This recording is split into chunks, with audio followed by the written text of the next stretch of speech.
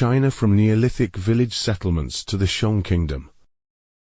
Chapters 2 and 3 covered the development of the first major civilizations of Mesopotamia, Egypt, and India.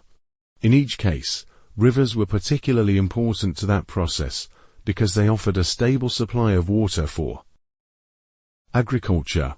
Similarly, in China, the first major states emerged along China's second longest river, the Yellow River.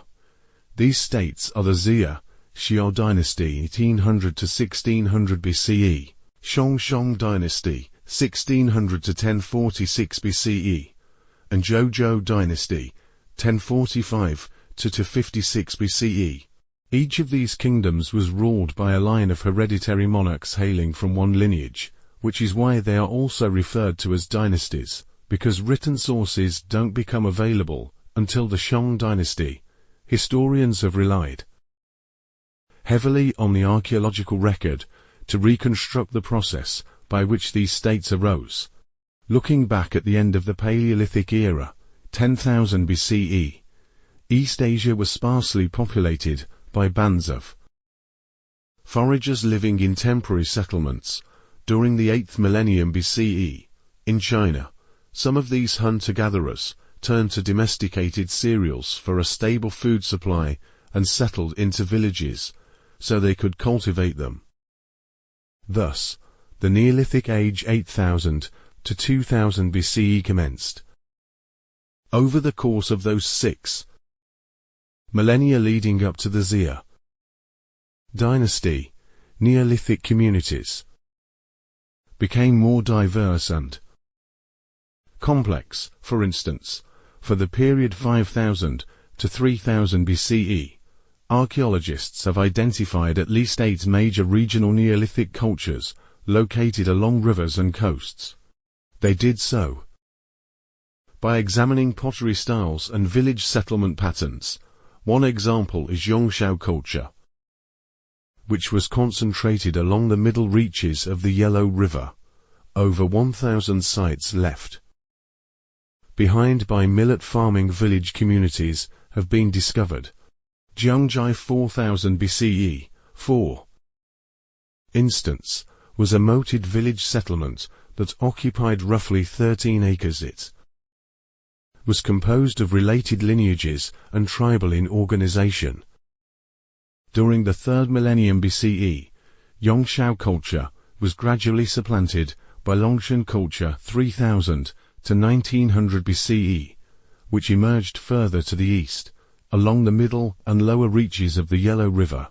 In 1928, when archaeologists excavated a site near the town to which Longshan was named, they found evidence for a culture that had laid the foundations for the kingdoms that emerged in the 2nd millennium BCE, including the ruins of numerous walled towns with cemeteries outside. Their rammed earth walls protected urban areas with public buildings, roads, and drainage systems. The cemetery's arrangement suggests that people living in the towns were buried alongside clan members, but also that some members were wealthier and more powerful. While most graves had nothing but a skeleton, others contained numerous artifacts, such as pottery and jade. Based on this evidence, archaeologists have concluded that, during the 3rd millennium BCE, population grew, and some of it shifted from villages to walled towns. These walled towns developed into political and economic centers, exercising control over and serving as protection for surrounding communities. Individuals with more elaborate graves were likely political and religious leaders, and served as chieftains. Hence, numerous competing chiefdoms emerged, providing the foundation for more powerful kingdoms to follow.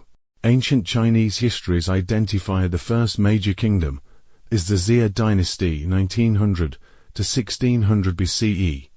However, these were written many centuries after the kingdom about which they speak and lacking written evidence from the dynasty itself.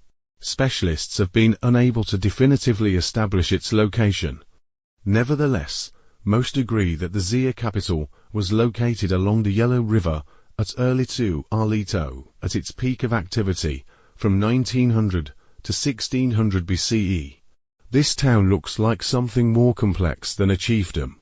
Arlito included a central, walled palace complex, workshops for the production of bronze and pottery, and elite burials containing bronze weapons and jade, suggesting a socially stratified, Bronze Age civilization and kingdom.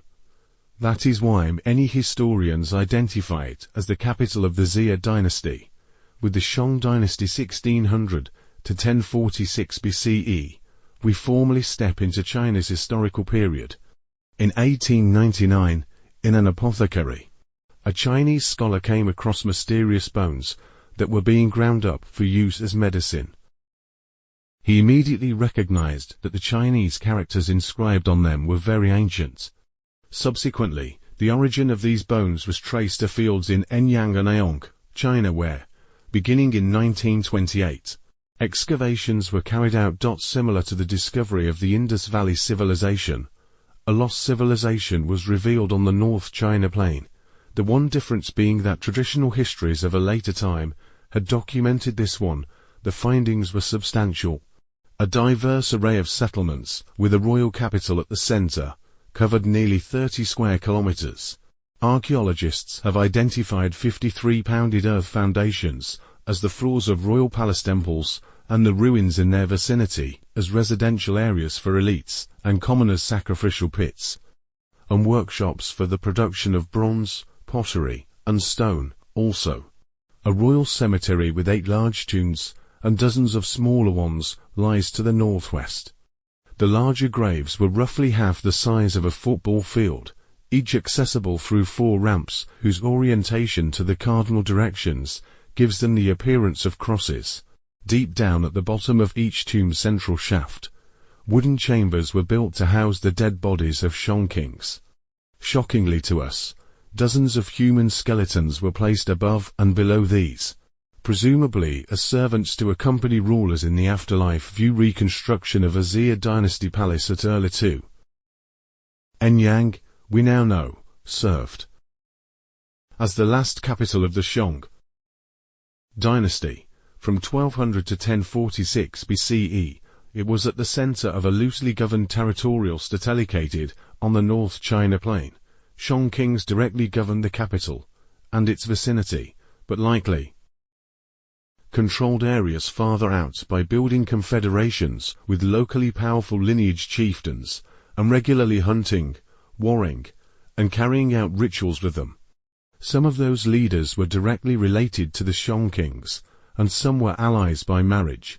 The bones are the most important source for understanding this kingdom.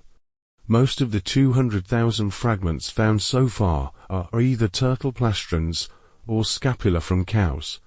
Interestingly, these were used for divination, which is why they are called oracle bones.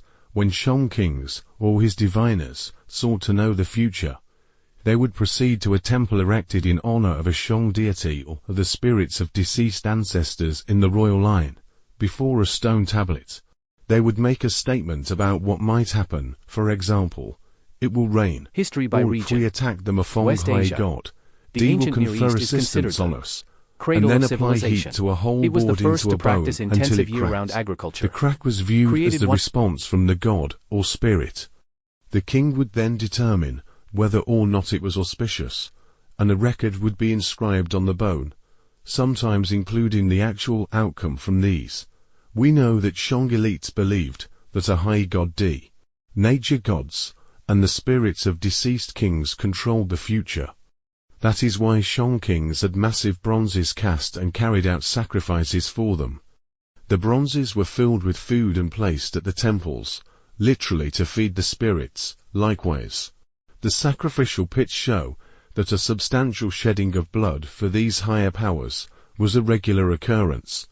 Shang elites worshipped their ancestors and frequently divined to determine their will.